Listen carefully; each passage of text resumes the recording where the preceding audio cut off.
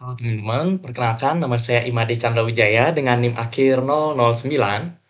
Pada kesempatan kali ini, saya akan membahas mengenai review jurnal rekayasa perangkat lunak, yaitu Software Development Methodologies, HASE, and the Digital Economy. Latar belakangnya, perkembangan pesat dalam digitalisasi bisnis, ekonomi, dan masyarakat telah mengubah lingkup pendidikan tinggi di seluruh dunia. Perguruan tinggi saat ini dihadapkan pada tuntutan dan peluang yang unik muncul dari transformasi digital ini. Dalam artikel ini, fokusnya adalah pada pendidikan pengembangan perangkat lunak di perguruan tinggi. Pertimbangan penting adalah penggunaan metode waterfall tradisional versus metode Scrum yang lebih responsif dan agile. Adopsi metode pengajaran yang tepat dalam pengembangan perangkat lunak adalah esensial untuk mempersiapkan mahasiswa di dalam lingkungan kerja yang semakin digital. Nah, rumusan masalahnya ada 4, yaitu bagaimana peran SDLC atau Software Development Lifecycle dalam pengembangan perangkat lunak, dan juga struktur aktivitasnya dalam pengaruhi kualitas, pemahaman, dan juga kegunaan perangkat lunak yang dikembangkan. Yang kedua ada bagaimana perbandingan antara pendekatan tradisional waterfall dan pendekatan agile di dalam SDLC. Yang ketiga ada bagaimana mapping software development metode agile dan potensi metode Scrum. Yang keempat ada bagaimana proses research model dan hasil analisis yang terdapat pada jurnal. Tujuan penelitiannya yaitu untuk mengetahui peran software development lifecycle dalam pengembangan perangkat lunak dan struktur aktivitasnya. Yang kedua ada untuk membandingkan antara pendekatan tradisional waterfall dan juga pendekatan agile. Yang ketiga ada menganalisis mapping software agile dan potensial dari metode Scrum. Nah, yang terakhir juga menambah wawasan proses research model dan juga hasil analisis yang terdapat pada jurnal. Nah, selanjutnya yaitu peran software development lifecycle dalam pengembangan perangkat lunak dan struktur aktivitasnya di dalam SDLC. Software development lifecycle adalah pendekatan sistematis yang digunakan dalam pengembangan perangkat lunak untuk mengelola seluruh siklus hidup proyek. Yang pertama ada peran SDLC di dalam pengembangan perangkat lunak. SDLC memiliki peran kunci untuk mengelola proyek pengembangan perangkat lunak. Nah, berikut adalah beberapa peran utamanya. Yang pertama ada perencanaan, analisis, desain, implementasi, uji, dan juga yang terakhir ada pemeliharaan. Nah, yang kedua adalah struktur aktivitas di dalam SDLC. Struktur aktivitas di dalam SDLC mencakup tahapan-tahapan yang telah disebutkan di atas. Tetapi setiap tahapan memiliki peran dan tanggung jawabnya sendiri. Nah, di bawah ini adalah beberapa pengaruh struktur aktivitasnya. Yang pertama ada kualitas, pemahaman, dan juga kegunaannya. Nah, yang kedua ada perbandingan antara pendekatan tradisional, waterfall, dan pendekatan agile di dalam SDLC.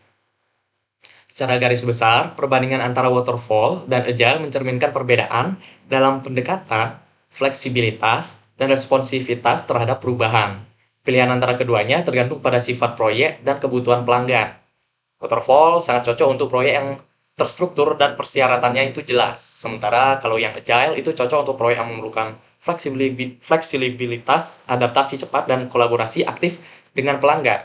Nah, berikut adalah beberapa detail perbandingan yang dapat dibaca pada jurnal, yaitu pertama ada waterfall, metodologi plan driven. Nah, waterfall ini adalah proses pengembangan perangkat lunak yang mengharuskan perencanaan rinci dari seluruh fase proyek sebelum implementasi dimulai. Setiap fase harus disetujui secara formal oleh pelanggan perangkat lunak sebelum melanjutkan ke fase berikutnya. Nah, yang kedua ada agile. Metode incremental agile yaitu proses atau metode yang mengembangkan kedepannya pengiriman incremental dari fungsi-fungsi perangkat lunak. Perangkat lunak dibangun langkah demi langkah dan umpan balik dari pelanggan dimasukkan ke dalam proses sepanjang waktu. Yang kedua ada fleksibel dan responsif. Agile memungkinkan fleksibilitas untuk mengatasi kesalahan, ketidakakuratan, dan perubahan kebutuhan dengan cepat dan responsif. Umpan balik dari pelanggan diintegrasikan secara terus-menerus. Yang ketiga ada prioritaskan nilai bisnis pelanggan. Dalam metode ini, fungsionalitas yang dikirimkan didasarkan pada nilai bisnis dan kebutuhan pelanggan. Jika suatu fungsi tidak dapat diselesaikan dalam sprint tertentu, prioritas dapat diubah dan digunakan untuk perencanaan sprint berikutnya. Nah, yang ketiga ada perbandingan umum. Di dalam jurnal itu menyatakan bahwa lebih dari 70% organisasi menggunakan metode pengembangan perangkat lunak yang agile. Meskipun demikian, jurnal juga mencatat bahwa tidak selalu benar-benar ada pemisahan yang ketat antara keduanya. Dan dalam praktiknya, seringkali elemen-elemen dari kedua metode ini digunakan selama SDLC. Nah, pembahasan yang ketiga ada mapping software development metode agile dan potensial dari metode Scrum. Nah, di dalam penelitian, tertera beberapa metode dalam mapping kerangka kerja Agile. Metode tersebut dijelaskan secara detail sebagai berikut. Yang pertama ada metode Extreme Programming atau XP. Dari segi tim size, XP melibatkan tim pengembangan yang kecil, biasanya terdiri dari 2 hingga puluhan anggota. Tim ini bekerja pada subkomponen perangkat lunak. Iterasi atau sprint length, XP tidak menggunakan konsep sprint seperti di dalam Scrum. Pengembangan perangkat lunak dilakukan secara berkelanjutan. Kalau dari value driven development-nya, XP menempatkan penekanan kuat pada kepuasan pelanggan melalui umpan balik yang berkelanjutan dan responsif terhadap perubahan kebutuhan pelanggan. Dari iterasi planningnya, tidak ada perencanaan iterasi dalam XP. Pekerjaan dilakukan secara berkelanjutan dengan aturan sederhana seperti perencanaan, manajemen, desain, pengodean, dan pengujian. Nah, yang kedua ada metode kristal. Dari segi tim size-nya, kristal adalah metodologi yang sangat fleksibel dan dapat disesuaikan dengan berbagai ukuran tim dan juga lingkungan proyek. Iterasi atau sprint length-nya, kristal tidak memiliki iterasi waktu seperti di dalam Scrum. Pengembangan iteratif didasarkan pada prioritas tugas yang ditentukan oleh tim. Value driven development-nya, kristal menekankan interaksi manusia dan penyesuaian proses yang sesuai dengan tim sebagai metode pengiriman nilai. Terakhir dari iterasi planning-nya, kristal memiliki serangkaian siklus proses yang berbeda, termasuk siklus proyek, siklus pengiriman, siklus iterasi, dan siklus integrasi. Ini memungkinkan fleksibilitas dan perencanaan. Yang ketiga ada FDD atau Feature Driven Development. Dari segi tim size-nya, FDD memecah tim pengembangan perangkat lunak menjadi beberapa kelompok yang bekerja pada fitur-fitur perangkat lunak. Iterasi sprint length-nya tidak ada sprint, tetapi setiap fitur harus dapat diselesaikan dalam waktu 2 hingga 10 hari. Value Driven Development, FDD berfokus pada fitur-fitur perangkat lunak sebagai metode pengiriman nilai. Iterasi planning, FDD memiliki iterasi berulang yang mencakup 6 fase, termasuk desain, inspeksi desain, pengkodean, pengujian unit, integrasi, inspeksi kode, dan juga rilis. Yang keempat ada metode Scrum atau yang di sini sebagai potensialnya. Dari segi tim size, Scrum mengadvokasi pembentukan tim yang terdiri dari 3 hingga 9 anggota. Ini menciptakan keseimbangan antara kompleksitas komunikasi di dalam tim dan kemampuan untuk menghasilkan increment yang siap rilis pada akhir setiap iterasi atau sprint. Nah, dari segi iterasi sprint length-nya, dalam Scrum, pengembangan perangkat lunak dilakukan dalam iterasi terdefinisi yang disebut sprint. Durasi maksimum sprint adalah 1 bulan, tetapi lebih sering sprint berlangsung selama 2 hingga 4 minggu. Nah, batasan waktu untuk membantu dalam mengendalikan risiko dan menjaga fokus tim. Value Driven Development, Scrum menekankan pengiriman nilai pelanggan melalui pengembangan produk yang dapat dirilis secara berkala.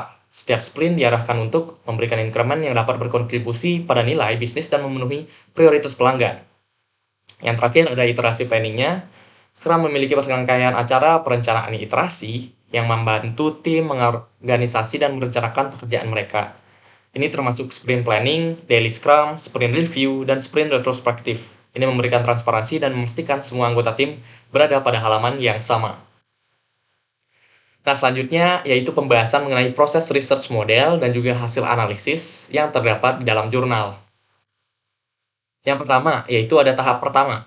Penelitian dimulai dengan tahap ini bertujuan untuk memeriksa proses koordinasi proyek senior yang mencerminkan metode pengembangan perangkat lunak. Dalam kasus ini, proses koordinasi dibangun meniru metode waterfall.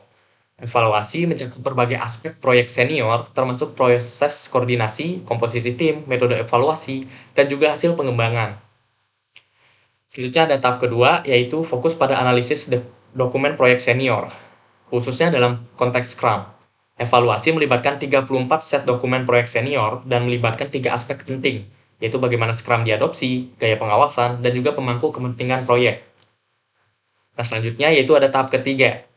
Tahap ini lebih terfokus pada analisis metode yang digunakan dalam proyek-proyek senior dan mencari tahu apakah ada keselarasan antara metodologi Agile dan kebutuhan proyek senior. Pertanyaan utama adalah, apakah keselarasan antara metodologi Agile di dalam Scrum itu dan juga kebutuhan proyek senior mungkin terjadi. Selanjutnya, yang terakhir ada tahap 4, berdasarkan temuan dari tahap-tahap sebelumnya. Sebuah blueprint atau panduan untuk beralih dari metode waterfall ke metode Scrum dikembangkan. Ini mencakup peta jalan proses, dokumen yang dibutuhkan, struktur dokumentasi, serta metode penilaian dan evaluasi. Nah, blueprint ini dapat diadopsi di berbagai pengaturan pendidikan. Nah, hasil analisisnya yang pertama, cara mengadopsi metode Scrum. Dari 34 proyek yang dievaluasi, dengan nilai 23 proyek, yaitu 68% dari total proyek, mengikuti metodologi Scrum untuk mengembangkan berbagai jenis aplikasi, termasuk sistem web, aplikasi seluler, dan perangkat IoT. Proyek-proyek ini seringkali menggunakan teknologi canggih seperti blockchain, drone, IoT, VR, AR, dan AI, serta layanan berbasis lokasi. Sisanya, 32% memilih metodologi lain termasuk waterfall. Yang kedua ada pilihan metodologi proyek. Pilihan metode pengembangan proyek berkaitan dengan jenis proyek dan preferensi tim. Beberapa proyek mungkin lebih cocok dengan metodologi tertentu seperti proyek data science yang mengikuti siklus proyek data. Namun, alasan kenyamanan juga dapat mempengaruhi pilihan seperti memilih metode waterfall. Meskipun metode waterfall memiliki keterbatasan, tapi 68% di proyek memilih untuk mengikuti metodologi Scrum, menunjukkan tingkat kenyamanan dan efektivitas yang tinggi. Nah, selanjutnya adalah kesimpulannya. Penelitian ini dilakukan untuk menganalisis implementasi metodologi Agile, khususnya metode Scrum, dalam proyek-proyek senior pengembangan perangkat lunak. Proses penelitian terbagi menjadi 4 tahap, dimulai dari pemahaman proses koordinasi proyek senior yang mencerminkan metode waterfall. Hasil analisis menunjukkan bahwa sebagian besar proyek senior ini memilih untuk mengadopsi metode Scrum, terutama dalam proyek-proyek yang menuntut inovasi, responsibilitas terhadap perubahan, dan juga penggunaan teknologi canggih.